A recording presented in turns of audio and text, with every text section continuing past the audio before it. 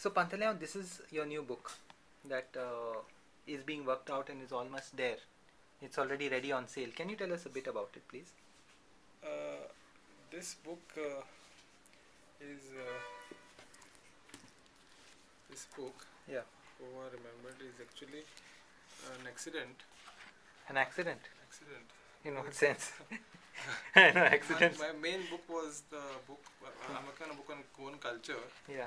And as I roam the villages and as I move around, I do a lot of photography. What strikes me is that it's very large size and very picturesque and very, kind of all encompassing of different faces of Goa. Yeah, so what I thought was if it is a part of another book, then the pictures will cry for justice because you usually have to, they become very small. Yeah. So I thought if I make a big book, give emphasis to the pictures, it is like giving a course on Goan culture within a very short time. Yeah. So I just collected the pictures, put them together. So this is a very picture dominated book. Yeah, but at the same time it also gives you some snippets of culture, snippets of history, and you were mentioning something earlier as we were speaking that it's a one hour course on. Yeah, so more or less it takes, if you read it end to end, it will take you not more than an hour. Yeah. And within that time you will have assimilated a lot of information because the foreword itself, which is written by Dr. Maria Aurora Couto, yeah, that itself gives, it's like a research paper, it gives lots of information on the history of Goa. Yeah. And the various aspects of the culture, how it came into being, how it got assimilated. You're moving the pictures very fast. So now we've reached the section on the festivities of Goa. But can you tell us how the book is divided? The book has got sections. The first section is called Goa for You. Yeah. It is depicting rare landscapes hidden in hidden corners of Goa. Such as? Such as, say, let's say a shed, very artistic shed, very rustic shed. Yeah. With a cartwheel and with some bulls tied, yeah, country tiles, old country big tiles which are very rare now. Yeah. Which are almost extinct. So that's the first section. That is. Yeah, that is scenes from you. Yeah.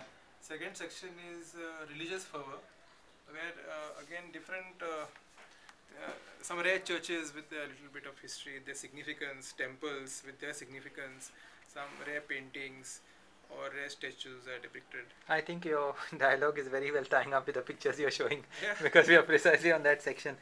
But Goa is a very complex reality, Hindu, Catholic, Muslim. Yes. Old conquest, new conquest. Each different taluka almost different from itself. Even Salsette different from Bardes. So how do you balance of all these different faces? No, if you don't know these differences, you can see it as a kind of a continuum. Yeah, you don't. I mean, it shouldn't. It need not complicate the history. It is there, but we are not. That's not what I am actually focusing on. I am focusing on the culture, different culture, which is there and which is going out, because which is getting phased out. Yeah, because every year you see fewer people. You know, you won't believe it. I went for the Dalo this year. Yeah, the Dalo is a folk dance. Dalo is a is a dance of the women which they conduct on the moonlit night. Yeah. In the village, and when I went to one particular village. Yeah. I was in for a shock. I was expecting a gathering there. Yeah. Of the people from the village. There was just this women, sort of trying to do a dance. Yeah. And there was not a single person watching them, appreciating. No audience. No audience, absolutely. And we felt a little odd because it was all women. Yeah. It was dead in the night, and I am there with a friend of mine, and we are just trying to wonder where we fit in, like how to photograph, how to approach them. Finally, we had the courage to tell them that we are researchers and I want to do some photographs. They were very happy. I see. But as I started photographing, one man came from somewhere. Yeah. And he started shouting, "Why are you all photographing women? Yeah. Women of our village." What is that? And then he also is saying that when they also have got excited because we are photographing, and they also it is a strictly women's only dance in that sense. Yeah, but it doesn't mean that it's not vulgar. It's not. Yeah. It has to be seen by everybody. Yeah. So but then these are always touchy. No, then we discovered the problem. He had lost his brother. I see. And he thought that the women should not celebrate. I see. So he was irritated with that.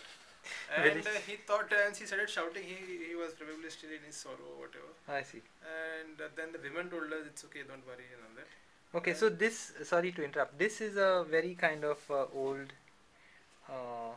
This is a rolled roller powered by steam, and it is steered by chains. I see. It is lying near Arwale, somewhere on the roadside. Doesn't seem to be, no one seems to be bothered about it. I see. It actually should have belonged to some kind of a museum. Maybe pre-61 era or possibly? 61? No, it is probably manufactured somewhere very early, because I see. 61, I think we had these mechanized rollers. I see. Diesel rollers. This is a steam roller. It is surviving only because it is made out of very tough steel. I see. As you can see, solid steel, lot of rivets. Yeah. Interesting. So I think we were mentioning the sections of the book. Yeah. So the second section is then the religious fervor, where religious aspects are focused. Third section is I show Goans at work, where I'll just go to that section here. Yeah. There's a man plowing, there's a man fishing, Yeah. and these local traditions, cart, Yeah. someone mending the roof, Gorshunta, Yeah. which is a very beautiful term in Konkani. Stitching the roof, literally. Yes, stitching the house. Stitching the house. There is a girl here who is, this is a family pooling resources. The daughter is working in some computer office. I see. She is some computer Software engineer or whatever. something like that. And at night she is just one of the, she just helps her parents. To So there is a big mix of the modern and the modern and the ancient happening. Yeah, actually that is constantly happening still in villages where Yeah. people, whoever they may be, whatever may be their works, wherever they work, they still come back and they go to the field and they do all sorts of. It's only in our, these coastal villages, that, immigrant oriented. yeah, where everyone is on the ship now and there's a lot of money. Yeah. And so they are not interested in doing all these kinds of. The economy doesn't compete with the traditional. It cannot. Yeah, and they find that is outdated. They feel ashamed to do it. Whereas in the villages, they say, even in the other villages, hinterlands, Yeah. people, if they get a time, they go out and they do it. They enjoy doing it. They think that it's their Tradition now. yes. They like to do it. But this lifestyle is coming under stress now. And what would be the reasons for it in your view? Lifestyle of the Or the traditional, village-based economy. one of the reasons is that in fact I had interviewed my father-in-law about a village, I see. and he told me that This is in it's in Revora. Revora. If you can get rice for below the for very cheap rice, Yeah. why would someone want to grow rice? That's true. I think the ration system, while wanting to prevent urban poverty, has actually destroyed the rural economy. There is no research into who needs rations. Yeah. Everybody, the rations are shoved up on everybody, whether Yeah. you want it or not. Hmm. So if there was a study, if you were to identify who are the people who really need ration, and instead of subsidizing the food, if they subsidize the workforce or the Yeah. machinery or the seed, Yeah. things would have been, a different, vibrant story, and everybody would have worked there because their rice would have been good. Now, whenever I go to the villages, I ask people for rice. Do you sell rice? Yeah. They said, "No, I'm the khapa ko troita tamide." I see. So that is a problem. Subsistence. Yeah, they don't grow more than they Yeah. require. So that's the problem. There are some people in our village who grow excellent red rice, traditional red rice, but very difficult to buy. And sell it for some high-fi rates, no? No, they don't sell it. They Because don't. I've come across I see. some organization which is marketing rice on kg for 85 or 65 rupees. I see. Whereas the actual price of the same rice Yeah. would be around 17 rupees, which you Yeah. can still buy batache tanur Yeah. for 17 rupees in some villages. Maybe rice needs a glamorization also. Who knows? Yeah, but not so much. Okay. 17, make it 25. Okay. Make it compete with basmati maybe, but not Yeah. 85. 85. I think Goa faces a problem marketing everything, which brings us to the point. How are you planning to market this book? I know you have innovative model. Goa is a small market, but yeah. Now this book itself is different, and whoever sees the book usually falls in love with the book. I see. So I challenge them. I say, liking the book won't help me nor my future books. Yeah. This may be the last book if I am not if I don't sell this. It has to be viable also. So please support me by buying it. Yeah. Now, if I haven't printed it, how will they buy? So what I do is I give anyone. If you buy one, I give you 2 books. Pre-publication offer. I give you, instead of one, I give you 2 books. Yeah. So this way I managed to sell a lot of books. And the price? Price is 1,500. Yeah. And if you pay me that much, I give you 2 books when it's going to be published. I usually give a receipt. And then when it will be published, you Yeah. will be given 2 books. I So see. you can either sell the one book and get your book for free, Yeah. or you can gift it to someone. Gift it to someone. So that's I the think you've idea. done very well with your earlier book, and the quality also of printing is very good. But it's a bit of a challenge to get that in Goa, no?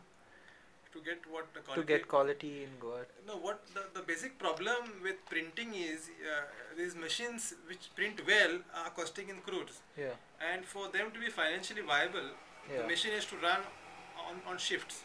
You have to continuously run the machine, which that kind of business is not there. in So Goa. you go to Pune and places. I like go that. to Pune because that's where the market is good there, Yeah. and very competitive. Where the Yeah. people are very helpful, Business. and it's very Interesting. nice.